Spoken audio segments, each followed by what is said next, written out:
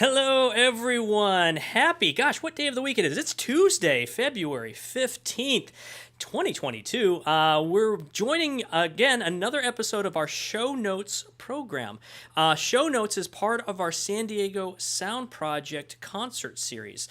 This concert series actually highlights emerging artists within San Diego region. It's supported by an advisory committee that includes Grammy Award winning producer and UCSD faculty member Kamal Kenyatta, Cal State University San Marcos professor and Center Artes executive director Dr. Merryl Goldberg, whom we have as our guest interviewer today. We're so excited to have Dr. Goldberg here. Grossmont College Music Department Chair Derek Cannon, Emmy Award-winning composer, and Miracosta College faculty member Christy Kubatis, and the Connections Chamber Music Series co-founder Bridget Dolkus. The San Diego Sound Project is supported by the Conrad Prebys Foundation, and we also have received additional support from the City of Carlsbad Cultural Arts Office to help us provide you a wonderful live streaming experience for these concert events. For every concert that we host for the San Diego Sound Project, we also include one of these show notes where we get to meet the artist. We get to learn more about their life growing up with music, their career, and a little bit, sometimes we sample some of the selections that we're going to hear, not playing wise, but just the artist will tell us about the pieces that they chose and what it means to them and what to listen for as an audience member. So to start us off today, we're actually hosting this Saturday two pianos, four hands with Dr. Ching-Ming Cheng and Dr. Janet Kao. Ching-Ming is joining us today to talk about her life and career in music. And as I mentioned earlier, Dr. Merryl Goldberg is going to be our guest interviewer. Let's welcome everybody together. How are you today? Welcome, Dr. Cheng and Dr. Goldberg. Good to see you here. Hi. Hey. I am going to let you have the conversation, let you take the floor, and we'll get this underway. Are you ready? Ready. Awesome. Let's go. All right. So I'm Merryl Goldberg, and I'm a music professor over at Cal State San Marcos, and Dr. Ching-Ming Cheng is my colleague, and I could not be more excited to interview her today. So we'll start off with, you heard from BJ, who is like the greatest intro person ever. Love you, BJ. So you know that Ching-Ming Cheng plays piano, and in fact, this concert is going to be two pianos, but also two people. She doesn't have four hands, but I bet you do. Ching-Ming, you are a wonderful, wonderful performer, and you've performed, from different parts of the world, from Taipei to to Florida, to here, to other places all over the United States. What led you to the piano? So when you were little, when did you start playing the piano, and what led you to it? I remember when I was a little kid, I saw a picture of a saxophone, and it was like, I'm totally playing that, and I did. What was your thing that Well, first of all, thank you for having me. I'm Ching-Ming Cheng. I, just like Merrill, we are colleagues at Cal State San Marcos, and I'm currently the chair of the music department, and I'm really happy to be here. Thank you. And it's so fun to be talking to my colleague, and then to share my stories, that some of the stories she might not already know. So to answer your question, I know that some people, they have those like magical moments, when they're little, they're like, oh, I'm so inspired by this person, and I love this instrument, like Merrill was saying, right? When you see the saxophone, you're like, this is it, I'm going for it. My story, however, is a little, well, I want to say not as magical. So I actually started piano class in Taipei. I grew up in Taiwan, and I went to all my schooling in Taiwan. So at the time when I was growing up, I think I was maybe 4. I have an older brother. He is one year older than me. So my mom actually took my brother to those piano class. Those are like group classes where you train. It's like ORF music education, where you don't play instruments right away, but then you study rhythm, and then you get a sense of musical notes and all that. So it was my brother that my mom took him to those classes, because I was too young. The oldest that they would take was 5-year-old, I think. And then the thing is that my mom was a stay-home mom. She had nowhere else to put me. So she's like, oh, you have to come with us, you know? And then so I would always attend my brother's music classes. But according to my mom, obviously I don't remember any of this, but my mom was telling me that whenever the teacher would ask questions, you know, I was always the one that goes, I know, you know?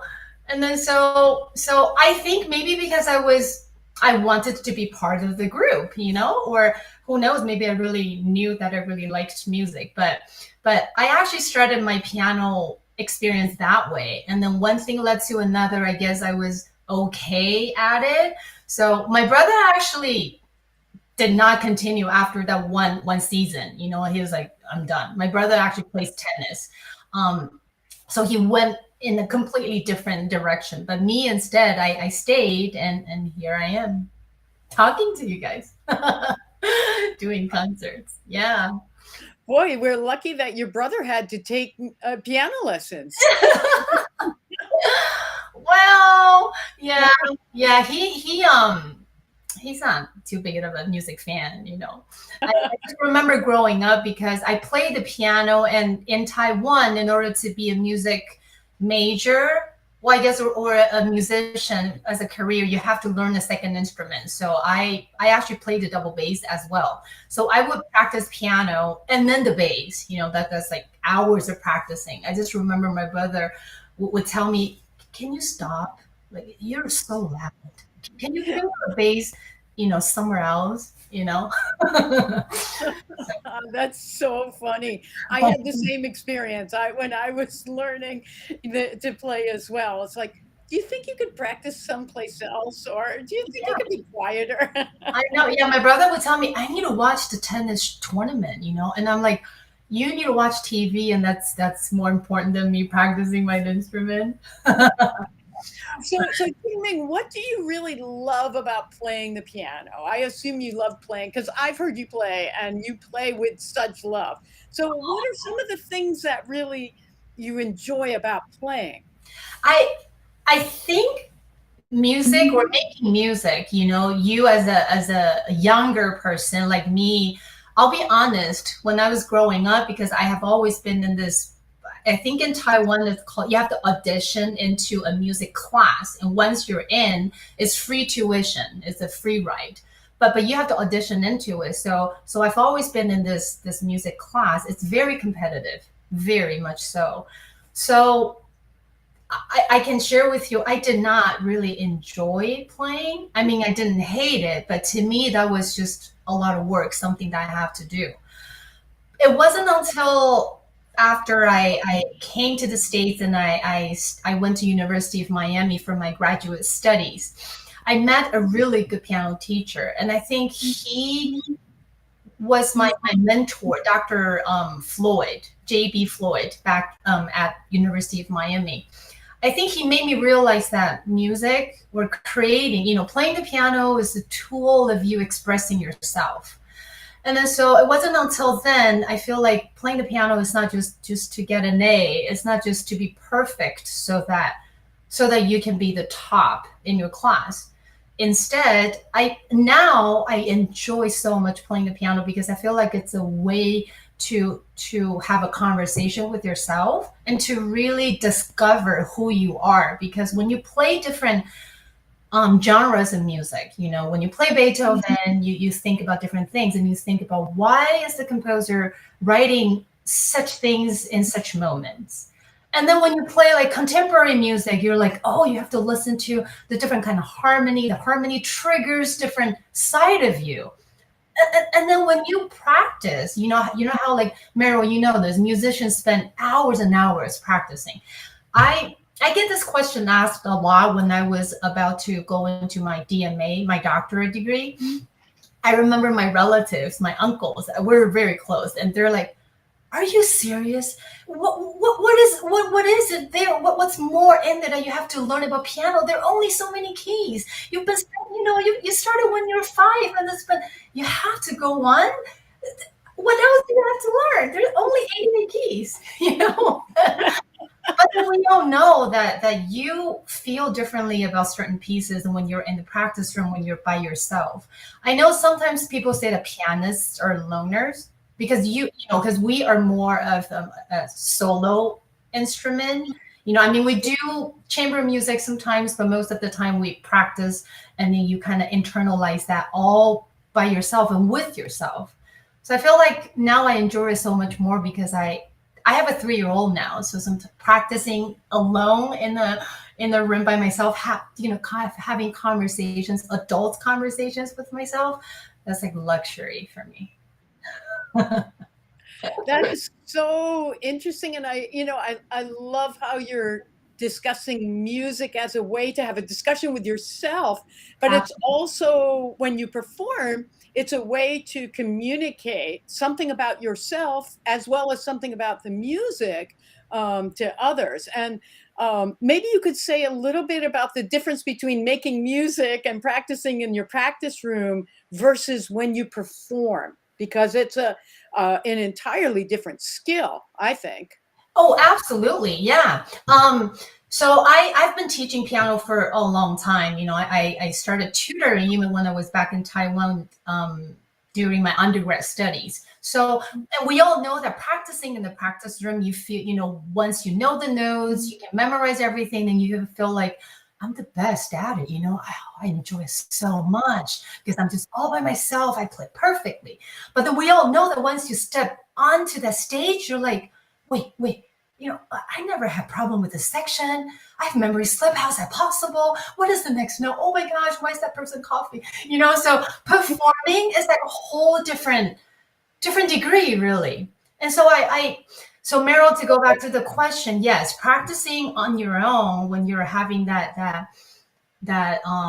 process with yourself, and then when you go from starting to the finishing line that you're ready to perform. But then when you are on stage, you have to think about what the audience would bring to you, because that's part of the performance. The thing is, when you're performing, when you're practicing, it's just you and your fingers. There's no other factors. But then when you're performing, then even just a person flipping the page, the program sheet, that makes you wonder, are they liking the moment? Are you wondering, why is she doing it this way? So I tell my students that you have to practice performing. That's different from practicing. Practicing is the technical part, I consider.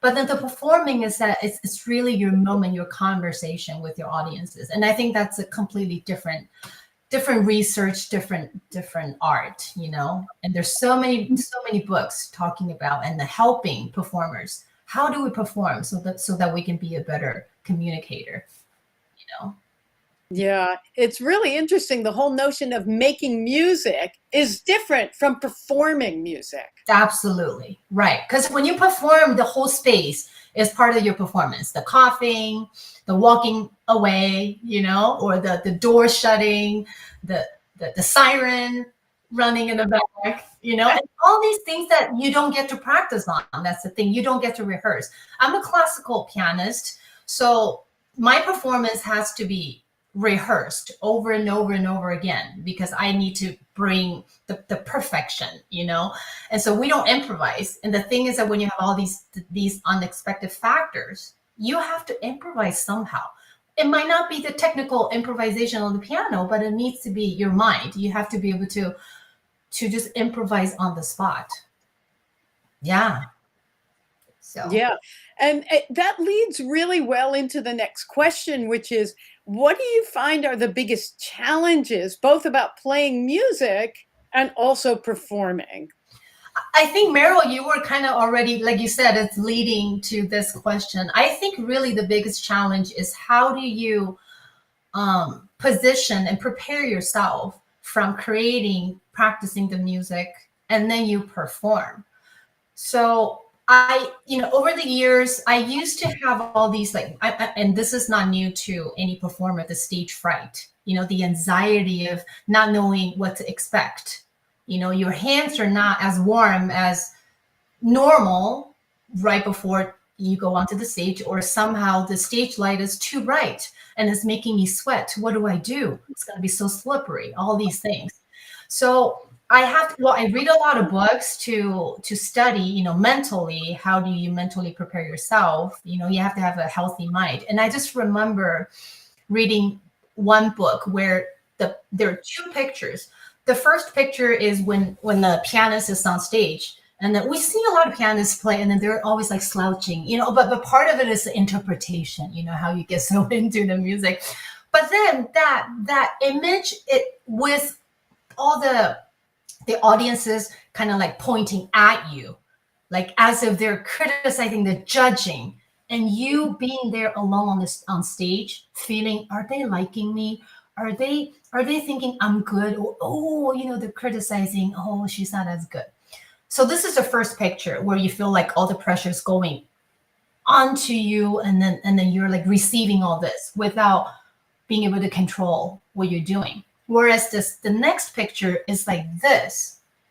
You're opened up, and you actually are the person that is performing for them, instead of performing for them to judge you. To me, the way that I really have that I would say shifting moment is where I feel like I need to feel like I am sharing my music with you. Whether you like it or not, that's for you to decide.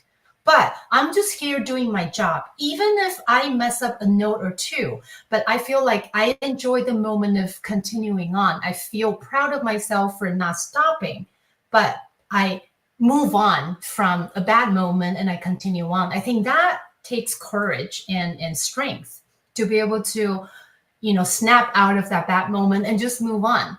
Because I know a lot of, especially students, and again, they don't get to practice performing. So when they mess up, when they have a bad moment on stage, they shut down. They feel like, oh, great, this is all messed up.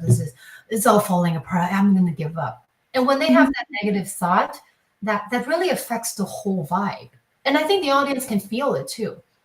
So I think that will be the biggest challenge, is how do we perform, and be ready for that, because you really have no way of practicing that unless you just hire an audience and you practice with them every day. But then you would have to rent the hall, you would have to get the lighting so I just want to say I am available to be, you can pay me to be an audience member. It's okay. I'm available for hire if anybody needs an audience member. Maybe not the full thing.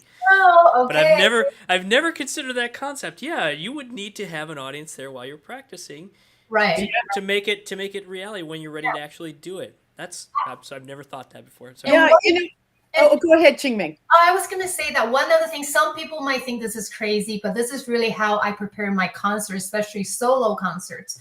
So if I know my concert, like say this Saturday, if I know my concert will be on Saturday, on the day at 7 p.m. So that whole month, because when you prepare for a concert, I need at least half an hour, not half an hour, I wish, half a month, if not more. So when my students tell me that, I'll be ready in 2 days, I'm like, no, there's no way. But so I was going to say that I would make myself, whatever I do that day, that month prior to the concert, every day at 7. It doesn't matter if I'm in the middle of my dinner. It doesn't matter if I'm in the middle of playing with my son. I would drop everything. I just go to the piano and I go through my program. Because every day you feel differently, but then I want to make performing as part of my life, literally part of my life. We don't think about checking our phone. We don't think about going to the fridge because that's part of your life. But when you're performing, sometimes we make too big of a deal out of it. And that thought, it's really damaging. It's scary. So I make performing part of my life. And then I force myself, however you feel, no excuse. You go through your program 7 to 8. And after 8, if I want to just lay down, I lay down. If I want to continue to think about what I can improve, then I go ahead and do that. And then by the time I get to my performance day, I feel like, okay, just another day I have to do it, except I can look better. I can put on my dress. And yeah, So I don't know if I tell my students to do that too, and that's a lot of work because you have to make a commitment, right? To reserve that time of the day every day to do that. But I think that's a good way to practice performing.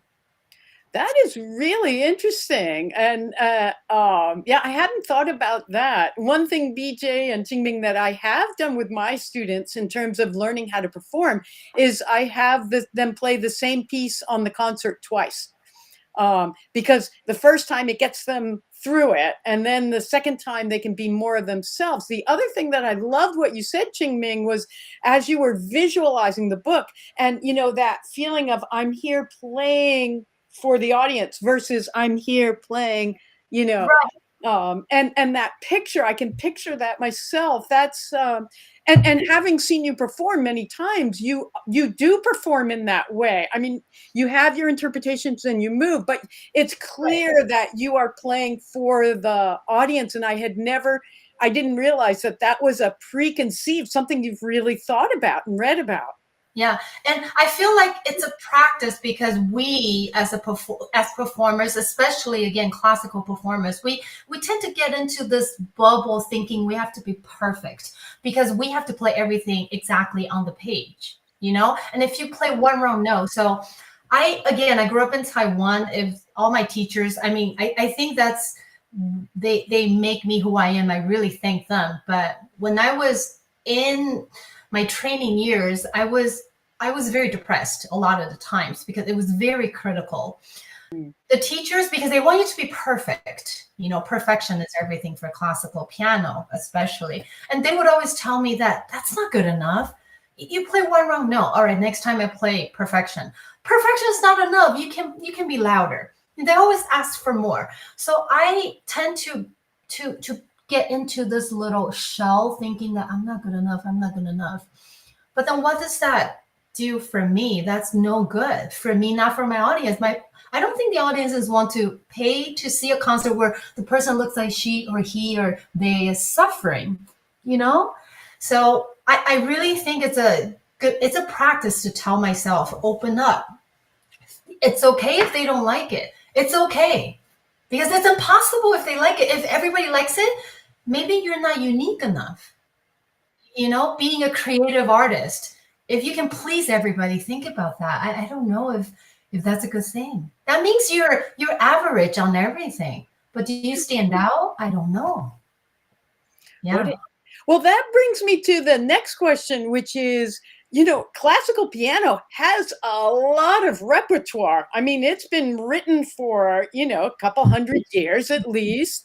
Yeah. And so how the heck do you choose your repertoire? And the amount of music on a concert is probably this big compared to the repertoire of music.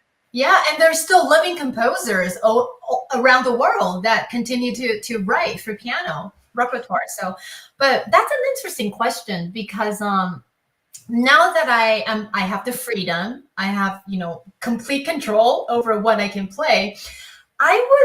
So me personally, I like contemporary music a lot. I do because my mentor, again, Dr. Floyd, back at in Miami, he's a composer. So he introduced me. He opened my eyes to a lot of 20th century living composer repertoire. But the thing is that when you play contemporary music, after a while, I miss Beethoven. I miss Mozart. I miss the symmetrical and just music for the sake of music, that simplicity in music. So then I would always go from, I guess it sounds a little extreme, but I like to do a lot of romantic, contemporary. And then the next concert, I feel like, okay, I need some classical, Baroque, so that I can cleanse, right? But then after I play the more traditional, expected like 18th century, 19th century music, and I feel like I feel like I have the thirst for a little more rhythm, a little more, sometimes more interesting harmony kind of contemporary music. So that's what I do when I choose repertoire. But then there's always another way that, I can maybe go for, I just want to do Ravel. I just want to do all sonatas. Or I had one crazy thought I remember when I was in graduate school, but somebody, told me not to do that, is that I wanted to play everything in C major for some reason. And some people do that actually. They want to do, I'm playing a concert in C major, and as musicians, we know that C major has no sharps, no flats. So, most of the time you play all the white keys. And I don't remember if it was my teacher at the time. I think he told me, no, please don't. It would be quite boring, because every key has its own character and it brings up a different, atmosphere, if you will. So, but maybe, who knows? Maybe I'll try that one day. Yeah, you could do a whole cycle because you could go through all the keys, major, minor. Yeah. That would be a riot. That's really fun. So one thing that's really going to be different about this concert on Saturday is that it's not just you playing; it's two of you, and it's music for four hands. Tell us, what's the difference? What makes it sets it apart, playing by yourself and playing with another person, four hands? Yeah. So I'll just say a little bit of the background why I decided to do this concert. So during COVID, and we all know that we've all suffered, especially performing arts. It was almost impossible, especially for me as a classical pianist. We could do Zoom, we could do things online, but it's just not the same really doing live concerts. So I didn't get to play a lot. I did practice this whole time. And then as I was, just practicing alone, in my practice room, and I felt like I missed the connection with people. I really do. I didn't get to see my students face to face. And again, online is just different. So I had this thought of, I miss friends. I miss my friends. And then so that's why I had this idea of, I want to create a concert series of Ching-Ming and friends. And then so instead of playing solo piano, I feel like I can always prepare a solo concert because I can do it by myself anytime. But now that coming out of COVID, hopefully it will end soon, that I really want to collaborate with my fellows, with my musician friends. So that's why I decided to do this concert. And playing solo and playing two pianos, it's just so different. Playing solo, I have the full control. I want to do a lot of retardando here because this is a little bit harder. I want to slow down more, so I can get through the passage. But when you play, as a chamber musician, then there's a lot of discussion because no two people are the same. It doesn't matter, how similar your training is. My friend, Dr. Janet Gao, we actually went to the same high school together back in Taiwan. And then here we are, we're both in Orange County, after many, many years. And then so when we played together, we came from similar systems, even though we had different teachers, but we came from the same music class, So a lot of the concepts and the techniques that we have in common. But the thing is, when it comes to interpretation, it's so different. And I just remember, even though we're really good friends, we still, I wouldn't say we fight or argue, but we had to agree to disagree, to say, fine, we'll just do it your way, this measure. But, when the repeat comes back, maybe we can do it my way because I want to slow down here. But the thing is, when you do two pianos or four hands, this concert, we are doing two pianos. So not four hands on one piano. And as some of you might already know, that there are repertoires that are actually for two people sitting on one piano. So it's piano, four hands on one instrument. I tend to avoid two people on one piano because then you have to fight for space, not just your interpretation. You're like, let me, be on over your hand. Yeah, you get over. So, yeah. And so I would say that it's very different, but pianists, sometimes we lack of this collaboration or training and collaborative playing, because you're mostly just by yourself. So in a way that it's great. It's just so fun. Like every time I see Jenna when we rehearse, we just have, the things to talk about, and it feels like it's a hangout, only that we play piano together. You know, yeah. That's great. I think I'm going to save my composer question. BJ, I'm going to hand it over to you to make a couple of tie-ins and ask a couple of questions about the piano itself. Yeah, for sure. And well, yeah, we like the reason we do these show notes programs is because we like to tie it in with what we have on display inside the Museum of Making Music. And for Saturday's concert, we were going to be featuring two Steinway pianos on our concert room stage. We actually have, I believe, three Steinways in the building already. So our Steinway collection consists of an art case Steinway grand piano, a GI, a Victory vertical Steinway, and then our Centennial Steinway, which is a performance Steinway, the one that actually resides in the concert room.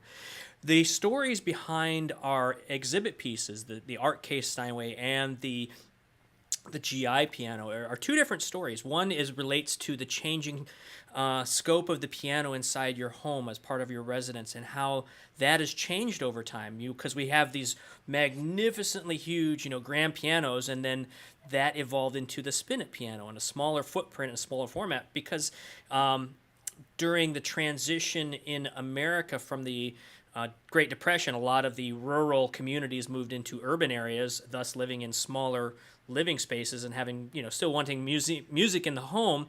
They had to adapt the size of the piano to be able to fit in those different living spaces. The story of the Victory vertical piano is one of the piano actually taking on essence and meaning beyond just its component parts and beyond just making music, where it was a centerpiece that helped drive togetherness in a difficult time, in wartime, and bringing people together during what would probably be, some of the most horrific experiences that they've ever experienced. So that was music trying to create the community in a place where it would not exist otherwise. But as far as like the changing pianos and the changing sizes of the pianos, especially in growing up, I mean, do you have any experiences that you can relate to on the different types of pianos you performed on, and how were those experiences for you, and what was it like adapting to different types of pianos and different styles of pianos? Absolutely. I think that's a very important question because I started off, I grew up in Taipei. Taipei is kind of like, it's the capital of Taiwan. Taiwan's really small.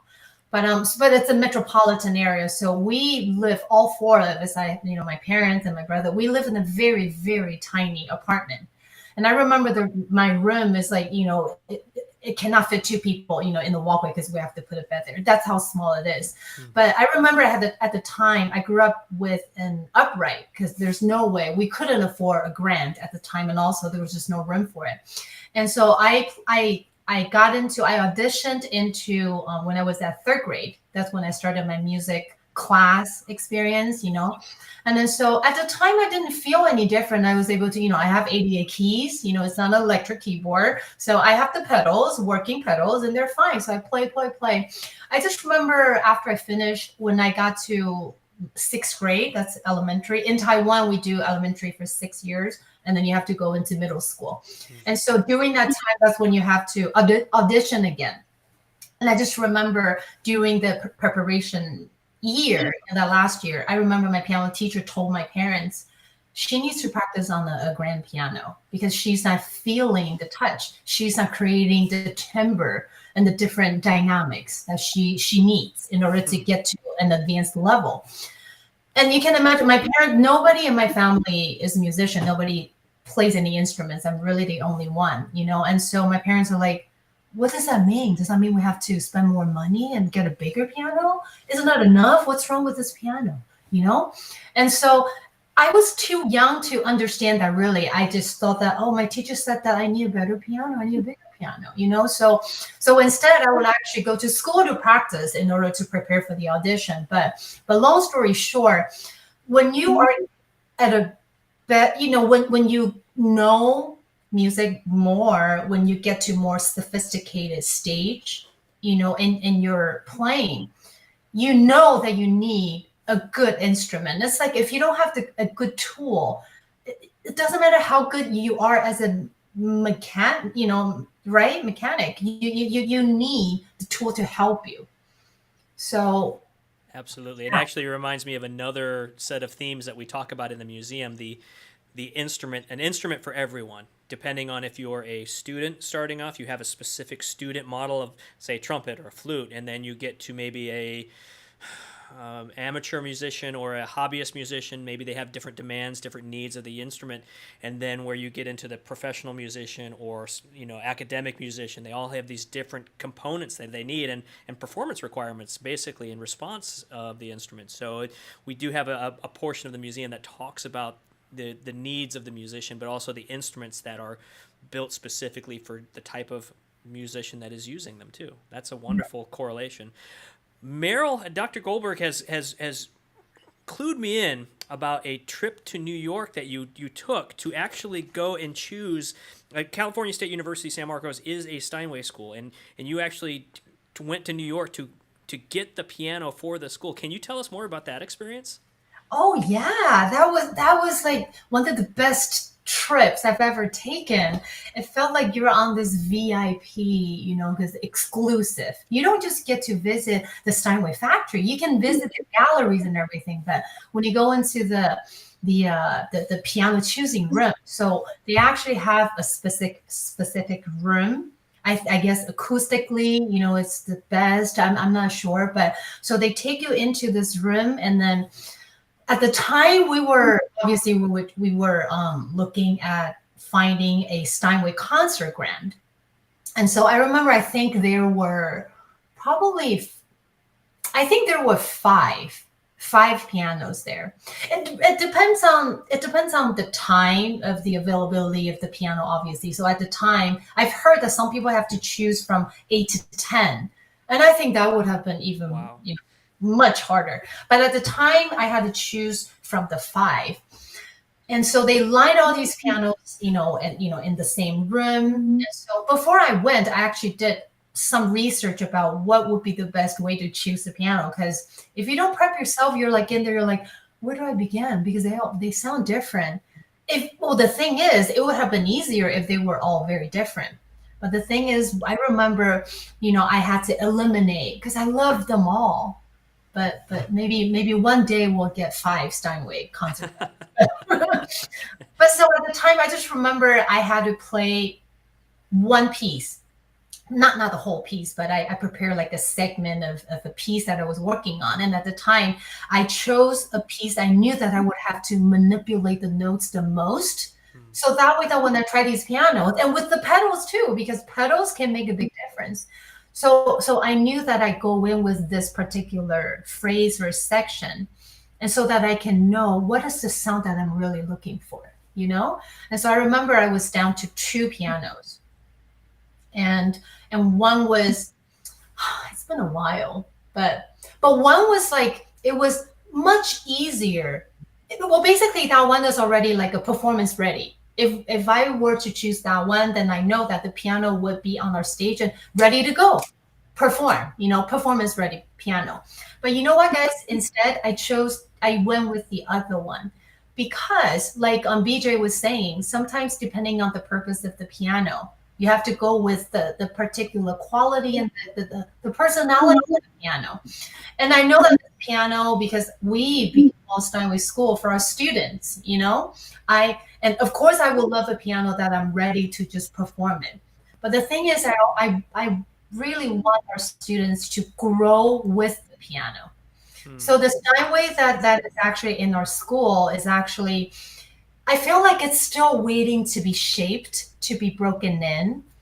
And so that way students, when they practice on it, when they perform on it, I think they can do, the piano's like still in the molding phase, not like it's already, I think you guys understand what I mean. Like it still can be, they can grow together with our students.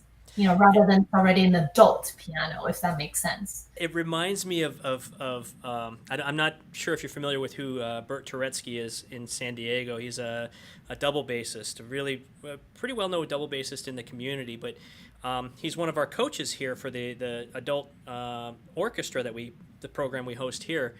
And I seem to recall him always coming in, taking out this gorgeous double bass and just letting it sit for a little bit and then warming it up on it. He's like, it doesn't know it's a double bass yet. You kind of got to remind it a little bit that it's a double bass. And so it wants to be a tree again, but I have to keep reminding it, no, it's a double bass. So I can absolutely relate to that piano becoming its performance piece and evolving into the instrument that it's eventually going to identify as. That's fun. Yeah, that's a lot of fun.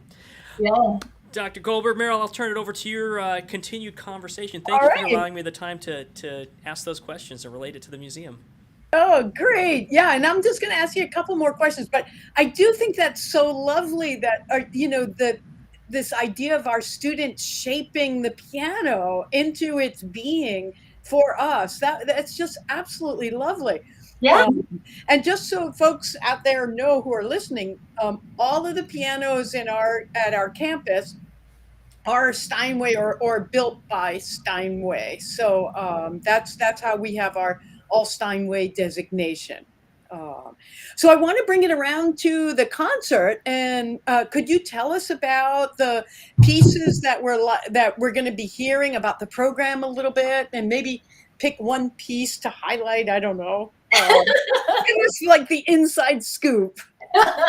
So when we were looking for the program, because like I said, the idea of this whole concert is so that I can be with friends. And what do you do with friends when you want to, what do you want? You want to party, you want to have fun, And so we chose some of the pieces that are actually, it's very festive. The whole concert, like I feel like we can call it like a piano festive, a festival of two pianos. Everything is really fun, and of course we have some.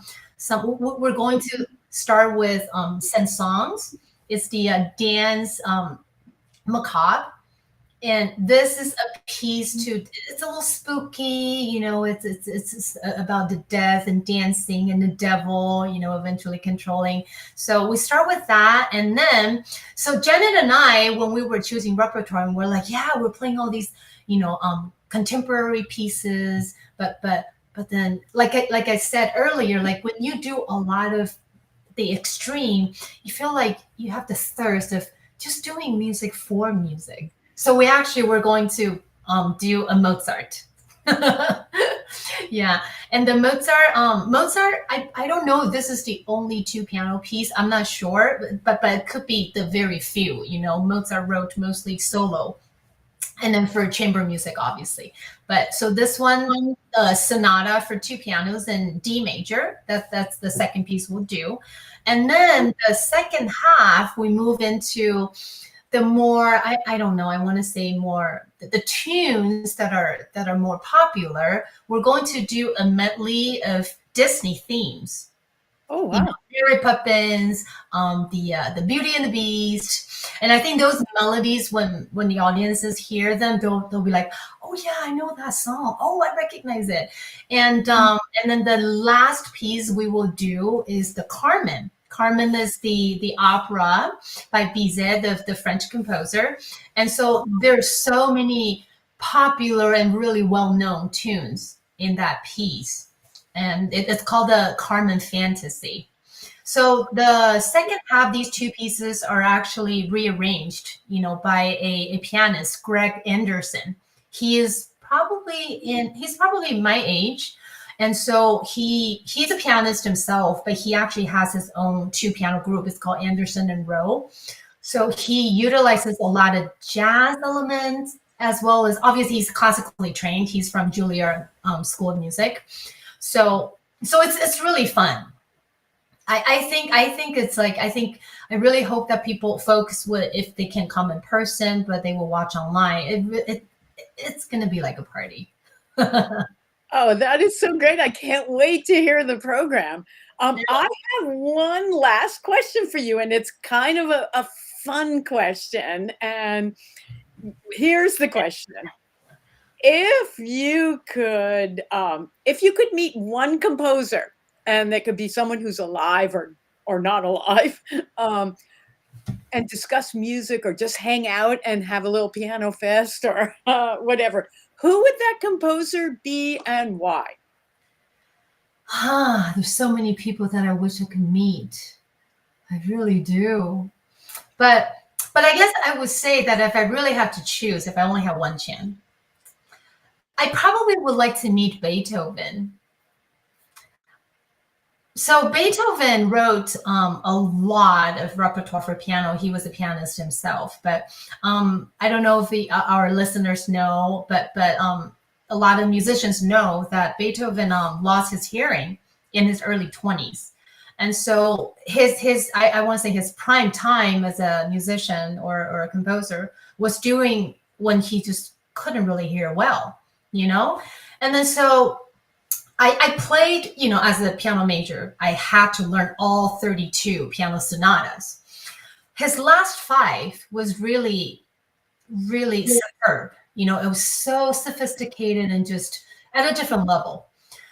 But I'm just so in awe and so curious about why would he write certain passages, because certain passages, especially in the last 5 sonatas, feel like it was the ringing in his ears. It's the ringing, is that like he needed to repeat certain notes or certain phrases because he couldn't hear it, or he, we can all imagine people, if you can't hear something, you would be like, again, what again?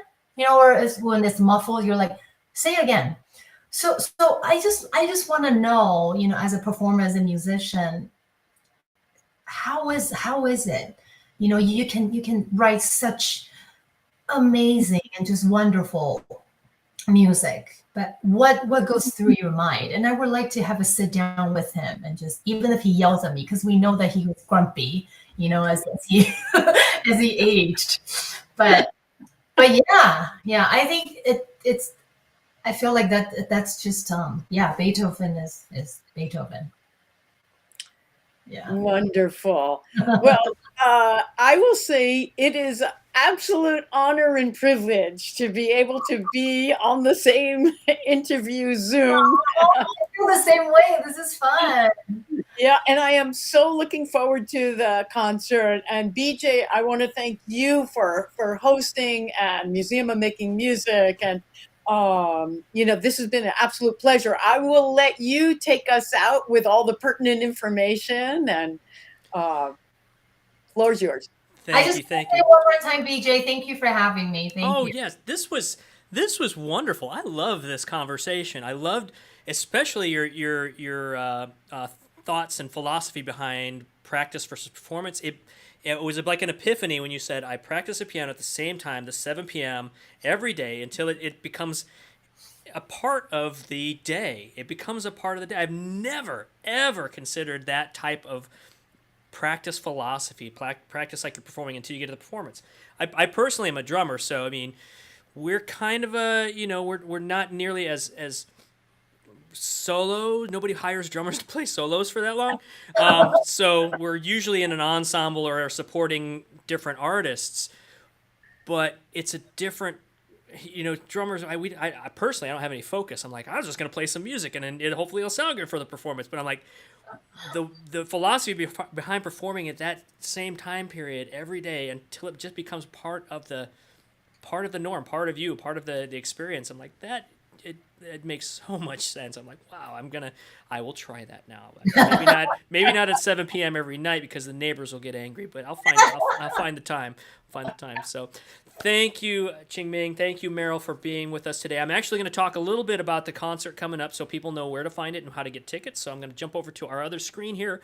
2 pianos, 4 hands, Dr. Ching-Ming Cheng and Dr. Janet Kao. Very lifelong friends. So that's a unique relationship that we're going to have with our artists tomorrow, Saturday, February 19th at 7 p.m. Like I said, it's part of the San Diego Sound Project. You can get tickets on our website, museumofmakingmusic.org. General seating for this event is $20. You can purchase them online. And then we also have, thanks to the funding from the Conrad Prebys Foundation and the grant from the Cultural Arts Office of Carlsbad here, we have a free live stream event. So you're able to RSVP also online, and we will send you the link to that live stream in case you're too far away to catch the concert or you just enjoy the comfort of your own home. We're able to offer that as part of this experience. Other than that, one more big thank you to our guests today. Thank you for joining us on show notes, Dr. Ching-Ming Cheng, Dr. Merryl Goldberg, and then we were looking forward to also meeting Dr. Janet Kyle this Saturday. We appreciate your time, and again, everyone else out there, thank you for joining us online, or if you're experiencing this live broadcast at a later date, we hope you enjoy and hope you're able to enjoy some music. Until then, have a great weekend and take care. The San Diego Sound Project was made possible in part by the Conrad Prebys Foundation. Additional support for live streaming was provided by the City of Carlsbad Cultural Arts Office. For more information about this program or any upcoming San Diego Sound Project event,